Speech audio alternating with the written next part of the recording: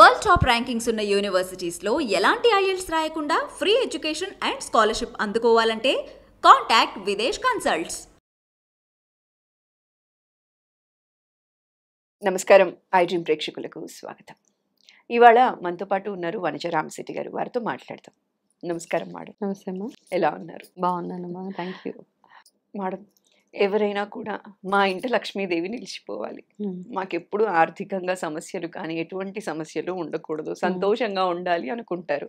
అయితే లక్ష్మీదేవి ఎప్పుడు మన ఇంట్లో ఉండాలంటే ఏం చేయాలంటే ఏం చెప్తారు మీరు? లక్ష్మి ఇంట్లో ఉండాలంటే ఫస్ట్ ఇంట్లో ఉన్న వాళ్ళందరూ ఈ లైఫ్కి సార్థకత ఎలా వస్తుంది అన్న ఒక ఆలోచన ఒకటి.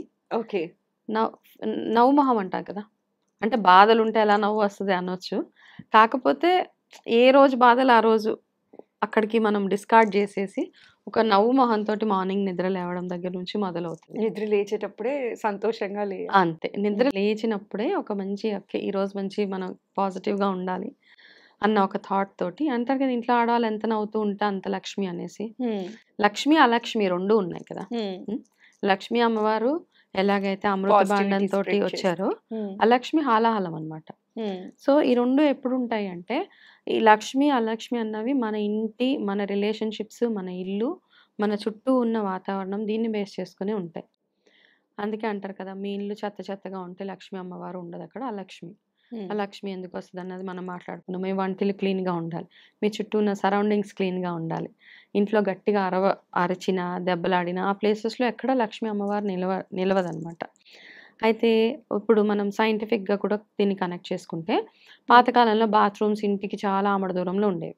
ఎందుకు? ఇప్పుడైతే మనకి బెడ్రూమ్లోనే టాయిలెట్స్. సో ఏదైతే ఉంటుందో మనం ఈ టాయిలెట్స్ బాత్రూంలో ఉండడం వల్ల రకరకాల రోగాలు ఇవన్నీ ఉన్నాయి. కాకపోతే మనకు ఆప్షన్ లేదు.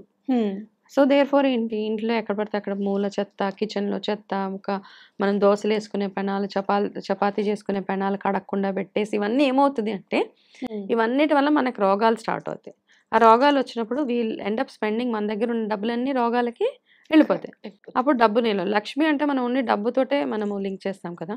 డబ్బులు ఉంటేనే మన క్యాష్ బాక్స్లో ₹1,00,000 2,00,000 ఉంటేనే లక్ష్మీదేవి.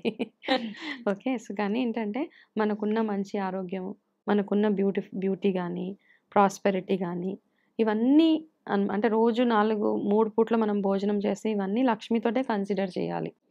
సో ఇవన్నీ ఉంటే మనకి లక్ష్మి ఉన్నట్లే. ఓకే. అంతేగాని ఏదో బ్యాంక్లో ఒక ₹1,00,00,000 ఉంటేనే లక్ష్మీదేవి కాదు అక్కడ.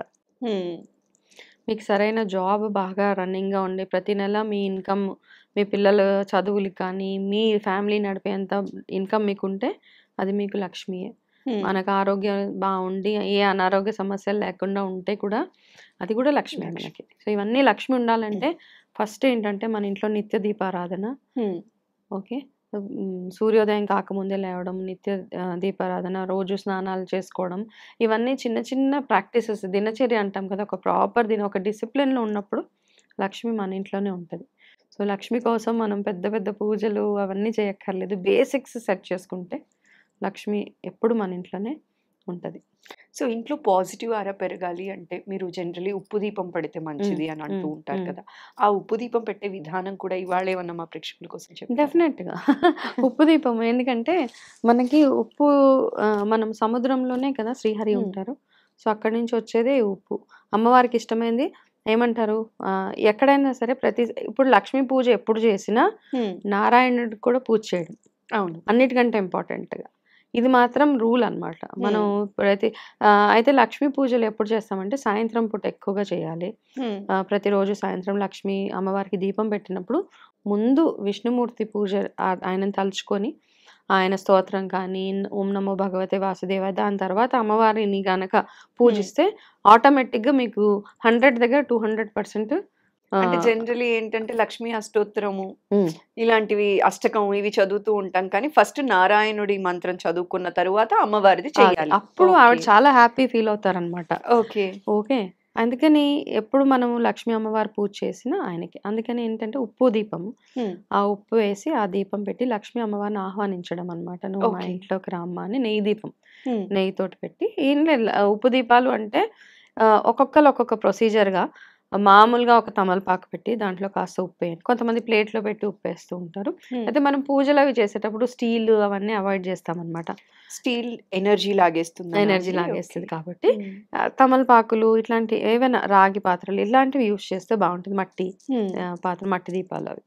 ఒక తమలపాకు వేసి కాస్త ఉప్పు వేసి దాని మీద కొంచెం పసుపు కుంకుమ వేసి దాని మీద ఒక దీపం పెట్టి దాంట్లో నెయ్యి వేసి దీపాలు పెట్టి అక్కడ అమ్మవారిని తలుచుకొని మీరు లక్ష్మీ అష్టోత్తరం కానీ లక్ష్మీ అష్టంగం కానీ చదివి అమ్మవారు మీ ఇంట్లో మంచి పాజిటివ్ ఎనర్జీని మీ ఇంటిని ఎప్పుడు అభివృద్ధి పదంలో నడిపించాలని అమ్మవారికి దండం పెట్టుకొని నెక్స్ట్ డే మార్నింగ్ ఏం చేస్తారంటే ఆ ఉప్పు ఏదైతే ఉందో కొంతమంది తుడిచి పాడేస్తున్నారు. తుడిచేయకుండా ఆ ఉప్పుని ఏం చేస్తానంటే కాస్త నీళ్ళల్లో వేసేసి కరిగిపోతుంది కదా, ఆ కరిగిపోయిన వాటిని ఏదైనా ఒక మొక్కకి అలా వేసేసేయాలి. మొక్కకి వేయచ్చా? ఏదైనా అంటే పూల మొక్క కాకుండా నార్మల్ ప్లాంట్స్ ఉంటాయి కదా, ఎవరు తొక్కని ప్లేస్ లో. చాలా మంది ఉప్పు దీపం అనగానే ఫ్రైడే అవగానే శనివారం పొద్దున్నే తుడిచేస్తున్నారు, యాక్చువల్లీ ఊడ్చేస్తున్నారు. అంతా ఊడ్చకుండా మీరు అది వాటర్ లో కరిగిపోయిన తర్వాత ఏదైనా ఒక క్రాటన్ ప్లాంట్ అలా ఉంటది కదా, ఆ మొక్కకి వేసేస్తే సరిపోతుంది. అంతే మీరు చేయాల్సింది. సో శుక్రవారం ప్రత్యేకంగా అమ్మవారికి ఏదైనా పూజ చేయాలి అంటే ఏం సజెస్ట్ చేస్తారండి మీరు? అమ్మవారికి ప్రత్యేకంగా అమ్మవారు ఎక్కడెక్కడ ఉంటారు అంటే స్పెషల్ గా లక్ష్మీ అమ్మవారికి చేయాలంటే ఆమె ఏ ఇంట్లో ఉంటది అంటే పచ్చటి గుమ్మాలు, ముగ్గులు, పచ్చటి గుమ్మాలు వీటిల్లో ఎప్పుడు అమ్మవారు ఉంటారనమాట. అయితే చాలా మంది సాయంత్రము 6-6:30 అయిన తర్వాత ఏం చేస్తారంటే తల స్నానాలు చేసుకోవడము, తల దూకోవడాలు ఇట్లాంటివన్నీ చేస్తారు. కానీ అవన్నీ మన సాంప్రదాయం ప్రకారం అవన్నీ ఫోర్బిడెన్. ఇప్పుడు ఈ మధ్య కాలంలో అమ్మాయిలు చూస్తుంటే పార్లర్కి నైట్ టైంలో వెళ్తారు, ఆ టైంలో నెయిల్స్ కట్ చేస్తూ ఉంటారు. సో అవన్నీ కాస్త అవాయిడ్ చేసుకోవడము. ఒకవేళ మీరు అట్లాంటి పార్లర్స్ అలాంటి ఎలా ఎక్కడికైనా వెళ్ళొచ్చినా ఇంటికి వచ్చి స్నానం చేసుకొని చక్కగా ఫస్ట్ థింగ్ ఏంటంటే ఇంటి గుమ్మం ఎంత అందంగా ఉంటుందో, ఎంత పాజిటివ్గా ఉంటుందో అమ్మవారు అట్లాంటి ప్లేసెస్లోనే లక్ష్మీ నిలకడగా ఉంటుంది అంటారు కదా. కాబట్టి ఈవినింగ్ పూజలు లక్ష్మీ అమ్మవారికి ఎప్పుడు పూజ చేసినా సాయంత్రం పూట. అమ్మవారికి ఎర్రటి గులాబీలు అంటే ఇష్టము, ఎర్రటి వస్తువులు, పాలు, నెయ్యి, పంచదార వీటితో చేసింది క్షీరాన్నం కదా, ఆ క్షీరాన్నాన్ని ప్రసాదంగా పెట్టి గోమతి చక్రాలు ఉంటే గోమతి చక్రాలు అక్కడ పెట్టి ఆ గోమతి చక్రాల మీద అమ్మవారి అష్టోత్తరం చేస్తూ కుంకుమ వేసి ఆ కుంకాన్ని ఆ వారం అంతా మీరు పెట్టుకొని వెళ్తే సరిపోతుంది. అంతే, అంతే సింపుల్ పూజలు, పెద్ద ఎక్కువ ఏం లేదు. కాకపోతే అమ్మవారు చూసేది క్లెన్లీనెస్, నీట్నెస్ అనమాట. అది మనసు ప్లస్ చుట్టూ ఎన్వైరన్మెంట్ కూడా, ఈ రెండు ఎంత నీట్గా ఉంటుందో అంత బాగా మనం చేసే పూజలు ఫలిస్తాయి. కొన్నిసార్లు ఏం చేస్తాం అంటే హడావిడి వల్లనో లైఫ్ స్టైల్ బిజీగా ఉండటం వల్లనో తెలియదు కానీ పూజ వరకు చేస్తాం కానీ ఇల్లంతా మెస్సీగా ఉంటుంది. కాబట్టి ఫస్ట్ ఇల్లంతా క్లీన్ చేసుకున్న తర్వాతనే ఫస్ట్ ఇల్లు శుభ్రం చేసి వాకిట్లో ముగ్గులు అవన్నీ పెట్టి చక్కగా మీ స్నానాలు అవి చేసుకొని వెళ్తే చాలా మనకే బాగుంటుంది అనమాట. కొంతమంది పూజ గది వరకే శుభ్రం చేసి దీపం పెట్టేసి వచ్చేస్తారు. అలా కాదు, ఫస్ట్ మొత్తం ఇల్లు పూజ చేసిన తర్వాత ఇల్లు మనము ఊడవం కదా, మన పాత పద్ధతుల నుంచి ఫస్ట్ ఏంటంటే మనము ఈ మన సాంప్రదాయాలు ఏవైతే ఉన్నాయో వాటిని రెస్పెక్ట్ చేస్తూ వాటిని ముందుకు తీసుకెళ్లడం ఫస్ట్ నెంబర్ 1 అనమాట. అదే లక్ష్మి.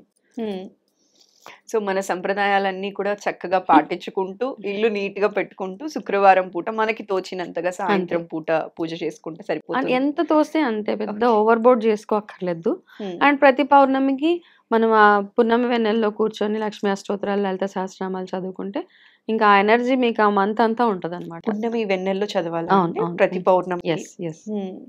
సో ఇంట్లో దీపారాధన అది అయిపోయిన తర్వాత పైకి వెళ్ళి చంద్ర దర్శనం చేసుకొని అక్కడ కూర్చొని అష్టోత్తరం చదవాలి. అక్కడ కూర్చొని అమ్మవారికి పాలు కాస్త పంచదార ప్రసాదంగా పెట్టేసి అక్కడ కూర్చొని మీరు అష్టోత్తరాలు, లలిత సహస్రనామం, అదొక మంచి ఎనర్జీ బేసిక్ గా. అంటే పైన అమ్మవారి ఫోటో ఏదైనా పెట్టాలా? ఏమీ అవసరం లేదు, మన మనసులో అంతే అంతే. ఫోటోలు పెడితేనే భగవంతుడు మనకు ప్రత్యక్షం అవ్వాలని లేదు, మనం మనసులో తలుచుకుంటే చాలు అంతే. మనసులో తలుచుకొని అమ్మవారికి పాలు అది ఆఫర్ చేసేసి లలిత కానీ అష్టోత్తరం కానీ అష్టకం మీకు ఏది తోస్తే అది అంతే. మీకు ఏ భగవంతుడికి మీరు ఎక్కువగా కనెక్ట్ అవ్వాలనుకుంటారో ఆ పూజ చేసుకుంటే సరిపోతుంది మనకి.